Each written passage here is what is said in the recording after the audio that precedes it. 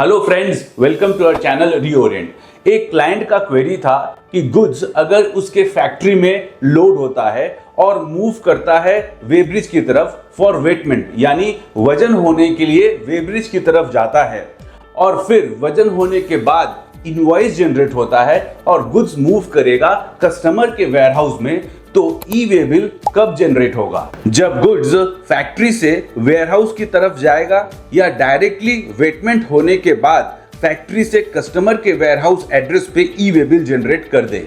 Goods moved from factory to outside weighbridge and moved at customer place. Rule 138(1) of CGST rules बोलता है every GST registered person जो goods move करता है अपने factory से या वेयरहाउस से जिसका वैल्यू 50,000 रुपए से ज्यादा है और गुड्स मूव कर रहा है, number A in relation to supply और number B for reasons other than supply, then उसे गुड्स मूव करने से पहले part A of E way bill electronically जमा करना होगा। यानी आपको ई वे बिल जनरेट करना मैंडेटरी है अगर आप अपना गुड्स फैक्ट्री से मूव करते हैं। अब सवाल यह है कि what are the movement types which are covered under rule 138(1).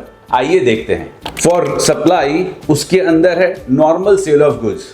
For reasons other than supply उसके अंदर कवर करता है weighment, testing, job work, exhibition, branch transfer, stock transfer. तो दोस्तों हमारा केस फॉल करता है first for movement of goods from factory to weighbridge and then normal sale to the customer point.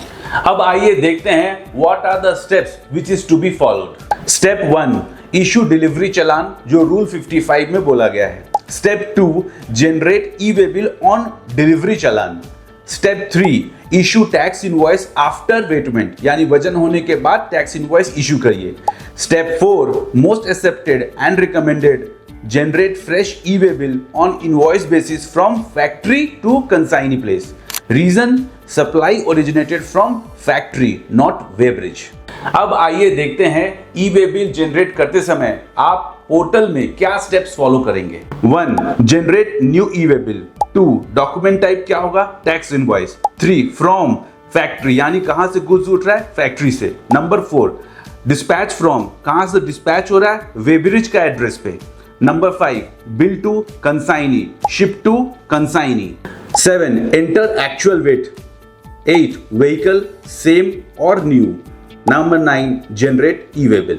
एक और ऑल्टरनेटिव मेथड है, अगर आप वेब्रिज से कंसाइनी के प्लेस तक का एड्रेस तक का ई वे बिल जनरेट करना चाहते हैं, देन आइए देखते हैं आप क्या फॉलो करेंगे। बाद बाकी जितने भी स्टेप्स हमने डिस्कस किए वो सेम रहेंगे, सिर्फ फ्रॉम यानी जहां से माल उठ रहा है वो वेब्रिज का एड्रेस हो जाएगा और डिस्पैच फ्रॉम भी वेब्रिज का एड्रेस हो जाएगा। इस वीडियो के अंत में मैंने एक डिलीवरी चालान का फॉर्मेट पोस्ट किया है और एक ई वे बिल का फॉर्मेट भी पोस्ट किया है, आप इसे जरूर देखें।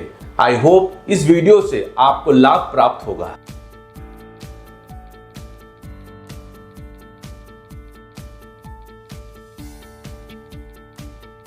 अगर ये कंटेंट आपको अच्छा लगा देन आप इसे जरूर शेयर करें और हमारे चैनल को फॉलो और सब्सक्राइब भी करें।